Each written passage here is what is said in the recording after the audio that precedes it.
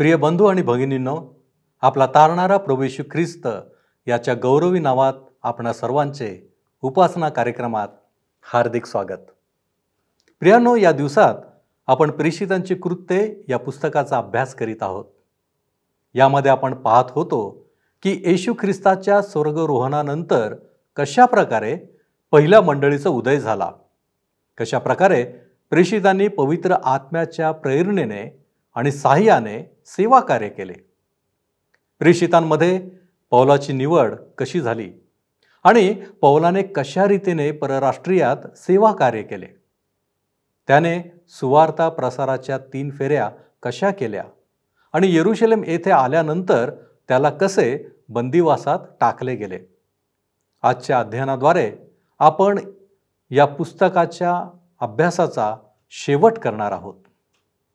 आजच्या अध्यायात पौलाचा मिलिता बेटावर 3 महिन्यांचा मुक्काम आणि रोममध्ये 2 वर्षांच्या नजरकैदेची नोंद आहे. मिलिता बेटावर पौलाद्वारे अनेक लोकांना आरोग्य मिळाले. रोममध्येही त्याने शेवटपर्यंत देवाच्या राज्याची घोषणा केली. या सर्व गोष्टी आपण आजच्या अध्ययनातून शिकणार आहोत. तर मग चला प्रियानो, आपण आपल्या अध्ययनाची सुरुवात करूया. श्रोत्यांनो, 28वा अध्याय आम्ही अभ्यासत आहोत. प्रेषितांची कृत्ये 28वा अध्याय. जर आपणाजवळ नवीन करार आहे तर अवश्य उघडा. प्रेषितांची कृत्ये शेवटला अध्याय अर्थात 28वा अध्याय. 1 ते 4 वचने आम्ही मागच्या कार्यक्रमामध्ये अभ्यासली होती.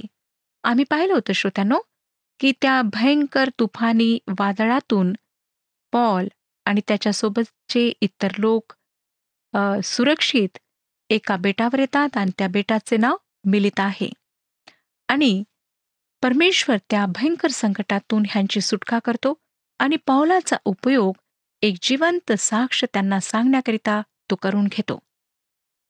परमेश्वर त्यांना सांगतो, पॉल त्यांना सांगतो की त्यांच्यापैकी एकाच्याही डोक्याच्या केसाचा नाश होणार नाही. आणि परमेश्वर जे आश्वासन त्याला देतो ते आश्वासन ह्या सर्वांच्या जीवनामध्ये.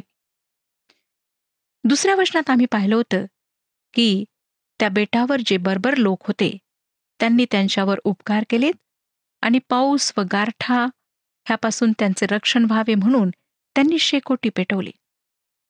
तिसऱ्या वचनामध्ये आम्ही पाहिलं होतं की पॉल काटक्यांची एक मोळी आणून शेकोटीवर घालतो आणि त्या काटक्यांमधून एक साप बाहेर येऊन त्याच्या हाताला झोंबून राहतो. ते जीवाणू त्याच्या हाताला लटकलेले पाहून बर्बर लोक एकमेकांना म्हणतात की हा माणूस घातकी आहे, हा खुनी आहे आणि हा समुद्रातून जरी वाचला आहे तरी न्यायदेवता त्याला आता जगू देणार नाही. श्रोत्यांनो, अशा प्रकारे त्यांचा पौलाबद्दल गैरसमज होतो. 28व्या अध्यायामध्ये ज्या विषयांचे अध्ययन आम्ही करणार आहोत ते अशा प्रकारे आहेत. आम्ही पाहिलं 4 वचनांमध्ये की माल्टा ह्या बेटावर पौलाचे आणि त्याच्यासोबतच्या इतर लोकांचे स्वागत होते. त्या बेटावर पौलाने केलेले सुवार्ता कार्य आम्ही पाहणार आहोत. नंतर रोममध्ये पौलाचे आगमन पाहणार आहोत. रोममध्ये कैदेत असताना यहुदी तथा गैरयहुदी लोकांना तो कशा प्रकारे शुभवर्तमान सांगतो हे आम्ही अभ्यासणार आहोत. 5 आणि 6 वचने सांगतात, त्याने तर ते जीवाणू विस्तवात झटकून टाकले आणि त्याला काही इजा झाली नाही. तो सुजेल किंवा एकाएकी मरून पडेल ह्याची ते वाट पाहत होते. पण बराच वेळ वाट पाहिल्यावर त्याला काही विकार झाला नाही असे पाहून ते आपले मत बदलून म्हणाले, हा कोणी देव आहे. देवाचे वचन ह्या ठिकाणी पूर्ण झालेले आम्हाला पाहायला मिळते.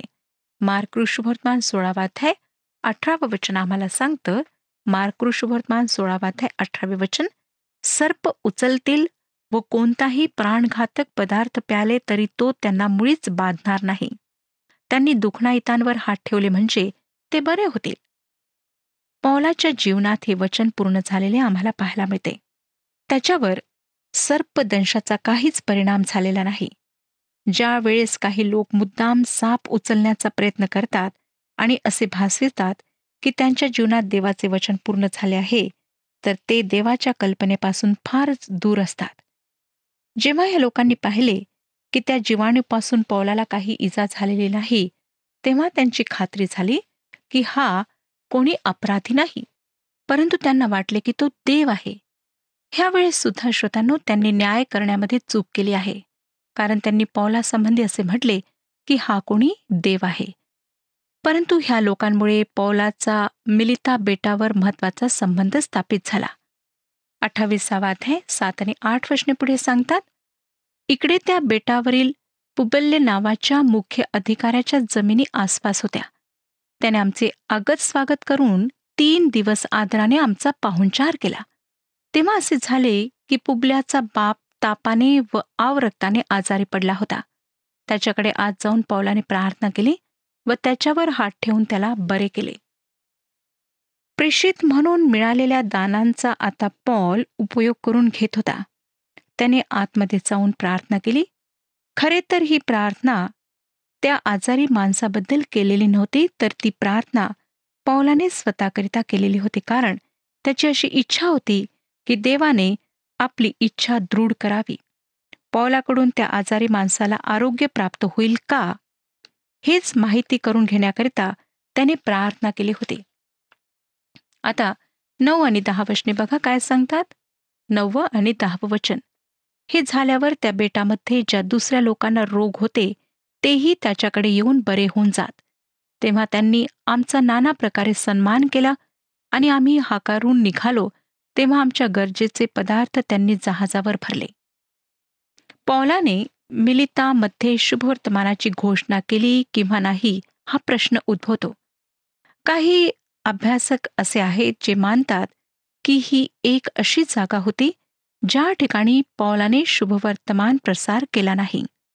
आणि ही अशी घटना आहे की ज्यामध्ये मला असं वाटतं की पवित्र आत्म्याची इच्छा आहे की आपण आपली सद्सद विवेक बुद्धी वापरावी. अर्थातच त्यांनी शुभवर्तमान सांगितले.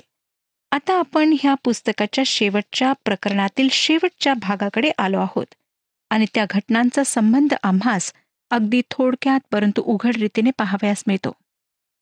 आता डॉक्टर लूक ह्यांची अशी इच्छा आहे की जे पॉल करणार आहे ते आम्हाला माहीत व्हायला हवे. लक्षात घ्या की पॉल असा माणूस आहे की तो लिहितो करिंथकरास पहिले पत्र 2 अध्याय 2 वचनामध्ये, करिंथकरास पहिले पत्र 2 अध्याय 2 वचन, कारण येशू ख्रिस्त म्हणजे वधस्तंभावर खिळलेला येशू ख्रिस्त ह्याच्याशिवाय मी तुमच्याबरोबर असताना दुसरे काही जमेस धरू नये असा मी ठाम निश्चय केला. प्रेषितांद्वारे आजारांना बरे करण्याचे जे चमत्कार झालेत ते परमेश्वराची साक्ष देणारे होते.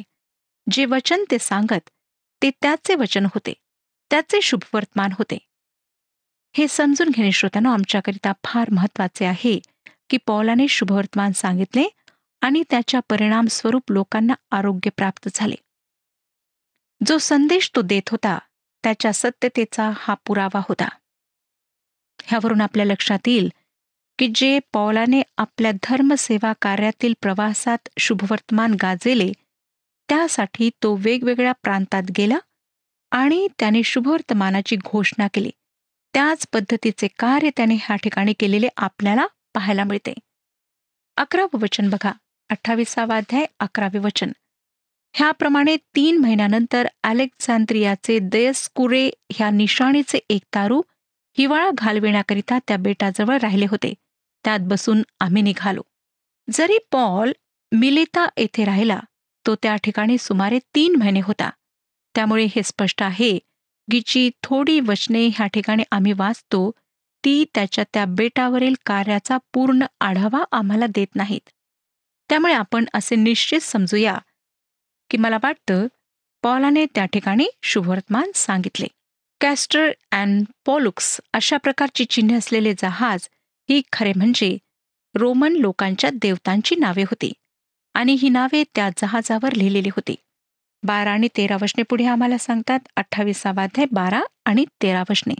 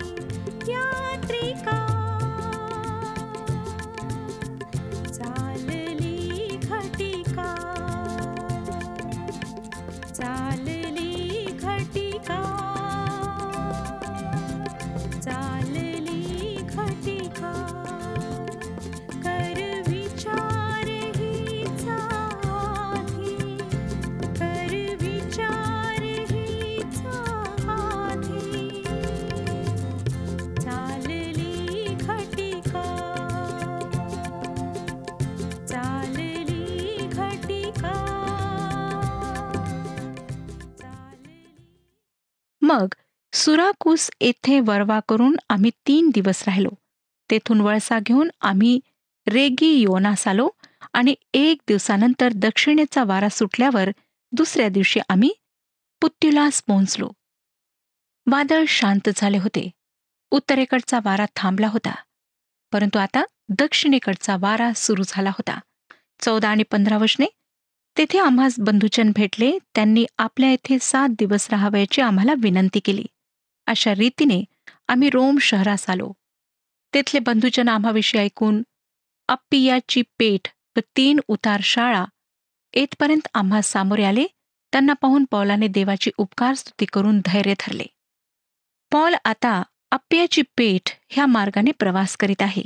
त्याचप्रमाणे आम्ही पुन्हा पाहतो, विश्वासणाऱ्यांच्या जीवनात एकमेकांना धीर देणे किती महत्वाचे असते. ज्याप्रमाणे प्रेषित पौलाला विश्वासणाऱ्यांना पाहून धैर्य आले, धीर वाटला, तसेच जेव्हा आम्ही विश्वासणाऱ्यांना भेटतो, पाहतो, त्यांच्याशी बोलतो, तेव्हा आम्हाला धैर्य येते, आम्हाला धीर प्राप्त होतो. आता श्रोत्यांनो, रोममध्ये पौल आम्हाला आढळतो. 16वं वचन बघा. आम्ही रोम शहरात गेल्यावर शताधिपतीने बंदिवानास सेनापतीच्या स्वाधीन केले, पण पौलाला त्याच्यावर पहारा करणाऱ्या शिपायाबरोबर वेगळे राहण्याची परवानगी मिळाली. पौलाला अप्रत्यक्षपणे स्वतंत्र करण्यात आले. त्याला घरात राहण्याची मोकळीक होती, परंतु प्रत्येक वेळेस तो एका सैनिकाच्या पहाऱ्यात राहत असे आणि त्याच्यावर पहारा करणाऱ्या शिपायांच्या वेळा सतत बदलत असत. 17 ते 20 वचने मी आता आपणाकरिता वाचत आहे. 28वा अध्याय 17 ते 20 वचने. मग असे झाले की 3 दिवसानंतर पौलाने यहुद्यांची जी मुख्य माणसे होती त्यांना एकत्र बोलाविले. ते एकत्र जमल्यावर तो त्यांना म्हणाला, बंधुजन हो, मी आपल्या लोकांविरुद्ध किंवा पूर्वजांच्या संप्रदायाविरुद्ध काही केले नसता मला येरुशलेमेत बंदिवान करून रोमन लोकांच्या हाती देण्यात आले. त्यांनी चौकशी केल्यावर माझ्याकडे मरणदंडास पात्र असा काही गुन्हा नसल्यामुळे ते मला सोडू पाहत होते. परंतु यहुद्यांनी विरोध केल्यामुळे कैसराजवळ न्याय मागणे मला भाग पडले. तरी मला आपल्या राष्ट्रावर काही दोषारोप करावयाचा होता असे नाही. ह्याकरिता तुमची भेट घेऊन तुम्हाबरोबर भाषण करावे म्हणून तुम्हाला बोलाविले. इस्रायलाच्या आशेमुळे मी ह्या साखळीने बांधलेला आहे. श्रोत्यानो, आपण पाहतो पौल नेहमीप्रमाणे प्रथम आपल्या यहुदी बंधूच्या भेटी घेतो. त्यांना समजावून सांगतो, स्पष्ट करतो की त्याला रोममध्ये का आणण्यात आले आहे. 21 ते 24 वचने बघा. त्यांनी त्याला म्हटले की आपल्या संबंधाने यहुदियाहून आम्हास काही पत्रे आली नाहीत किंवा बंधुजनांपैकी कोणी येथे येऊन आपणाविषयी काही प्रतिकूल बातमी आणली नाही अथवा काही सांगितले नाही. तरी आपले विचार काय आहेत ते आपणापासून ऐकून घ्यावे हे आम्हाला योग्य वाटते. कारण ह्या पंथाविषयी म्हटले तर लोक त्याविरुद्ध सर्वत्र बोलतात हे आम्हाला ठाऊक आहे. तेव्हा त्यांनी त्याला 1 दिवस नेमून दिल्यावर त्या दिवशी पुष्कळ लोक त्याच्या बिऱ्हाडी आले. त्यास देवाच्या राज्याविषयी साक्ष देण्याकरिता आणि येशूविषयी मोशेच्या नियमशास्त्रावरून व संदेष्टांच्या लेखावरून त्यांची खात्री करण्याकरिता तो सकाळपासून संध्याकाळपर्यंत त्या विषयाची फोड करीत होता. त्यांनी जे सांगितले त्यावरून कित्येकांची खात्री झाली तर कित्येक विश्वास ठेविनात. श्रोत्यानो, आम्हाला दिसतं की पौलाने जे काही सांगितले त्यावर बऱ्याच लोकांनी विश्वास ठेवला, परंतु काहींनी ठेवला नाही. पौल जरी बंदिवान होता तरी त्याला कशा प्रकारच्या सवलती देण्यात आल्या होत्या हे आम्हाला पाहायला मिळते.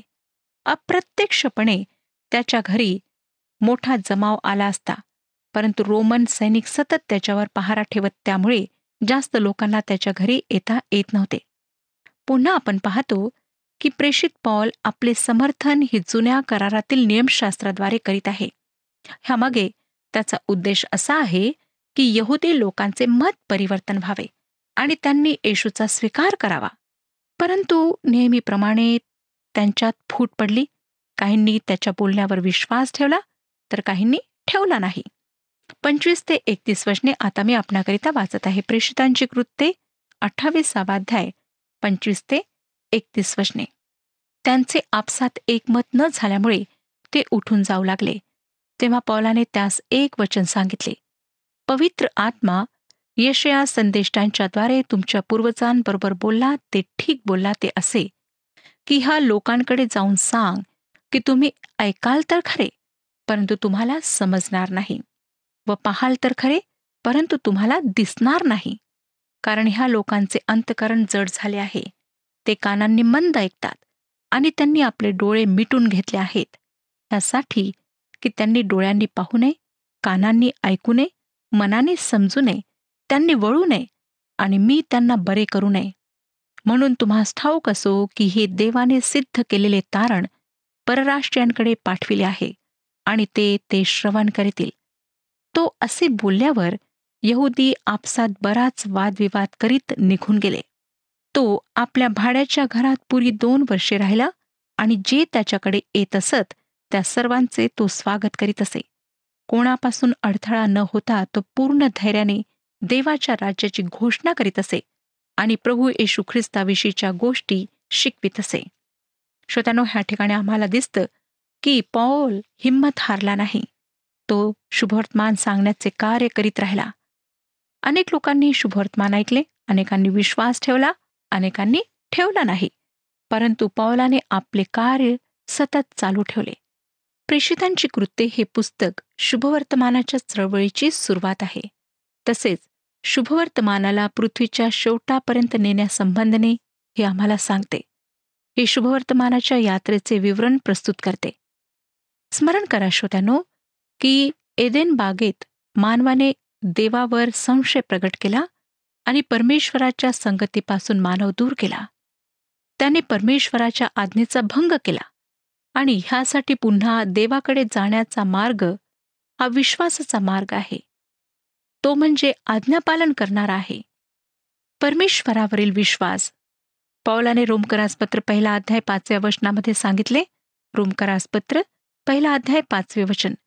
त्याच्याद्वारे आम्हाला कृपा व प्रेषित पद ही मिळाली, अशासाठी की त्याच्या नावाकरिता सर्व राष्ट्रांमध्ये विश्वासाने आज्ञापालन व्हावे.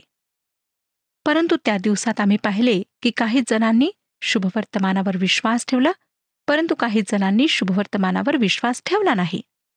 प्रेषितांची कृत्ये ह्या पुस्तकाचा शेवट पॉल देवाच्या राज्याची घोषणा करतो आणि बऱ्याच गोष्टी शिकवतो की ज्यांचा संबंध हा प्रभू येशू ख्रिस्ताशी आहे. आणि हे सर्व शिक्षण तो विश्वासाने देत होता. अहवाल संपलेला नाही.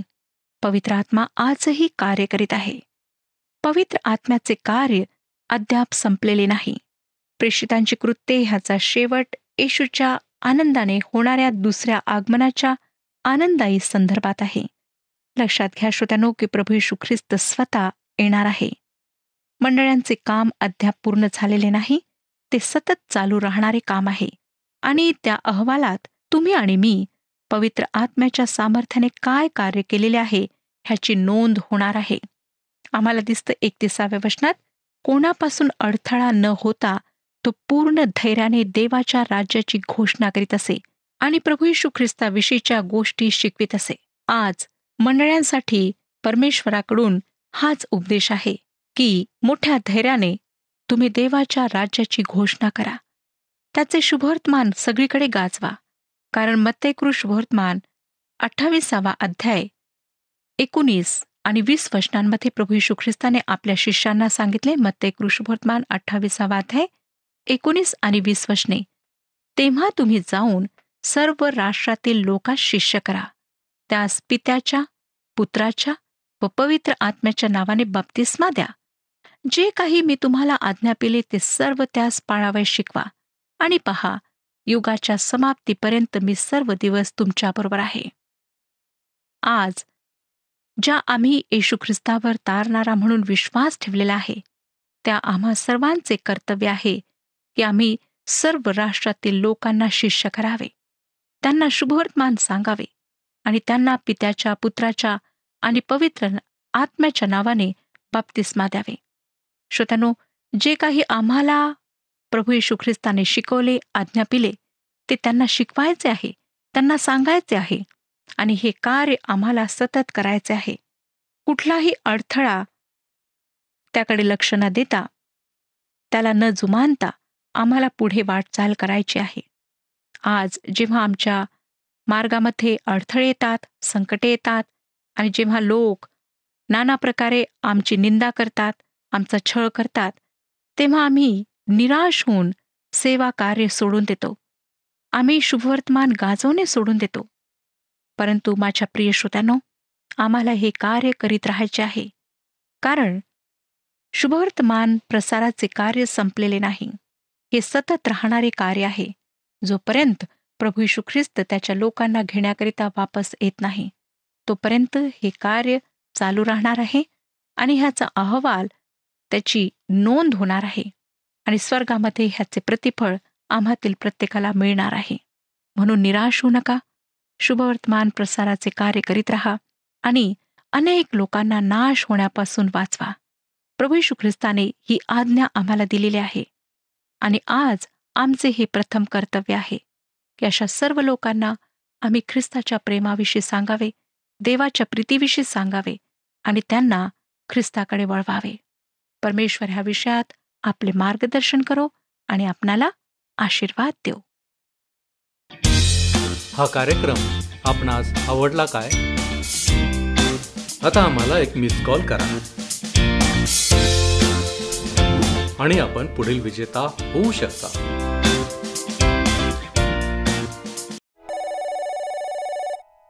प्रियांनो, प्रेषितांची कृत्ये या पुस्तकात आपण पहिल्या मंडळीची वाढ आणि परराष्ट्रीयात देवाचे वचन कसे पोहोचले याविषयी पाहिले.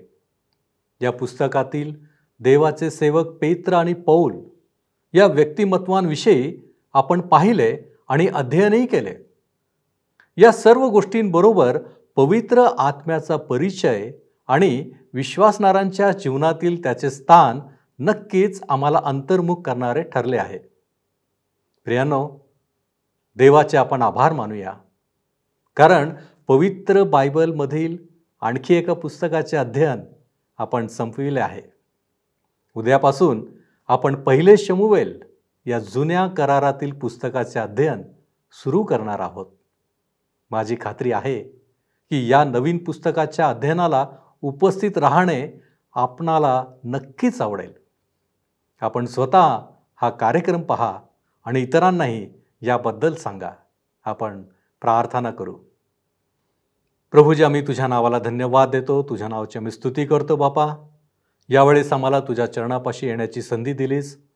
तुझ्या वचनांच्याद्वारे बापा तुझी शिकवण आमच्यापर्यंत पोहोचली आणि परमेश्वरा, तू आम्हाला या पुस्तकाचा अभ्यास करण्याची संधी पण दिलीस. आज आम्ही स्वतःला तुझ्या पवित्र हातामध्ये सोपीत असताना प्रभूजी, तुझ्या पवित्र आत्म्याचं मार्गदर्शन आम्हाला सदैव लाभावं, यासाठी प्रभूजी आमच्यामध्ये असलेली प्रत्येक उणीव तू काढून टाक, की जेणेकरून प्रभूजी पवित्र आत्म्याचं वास्तव्य जे आमच्यामध्ये आहे ते तसंच राहील आणि सातत्यानं आम्हाला सहाय्य आणि मार्गदर्शन मिळत राहील. होय प्रभूजी, आमचं जीवन हे तुझ्या गौरवासाठी आहे आणि म्हणूनच प्रभूजी येणाऱ्या प्रत्येक दिवसांमध्ये तुझं गौरव आमच्या जीवनाच्याद्वारे सातत्यानं व्हावं, यासाठी आम्ही स्वतःला तुझ्या पवित्र हातामध्ये सोपितो. आत्तापर्यंत सहाय्य केलंस, आम्ही तुझे आभारी आहोत. येशू ख्रिस्त आमचा प्रभू याच्याद्वारे मागतो म्हणून तू ऐक. आमेन. तुम्हाला पूर्णता लाभो, समाधान मिळो आणि येशू ख्रिस्ताची कृपा तुम्हा सर्वांबरोबर असो.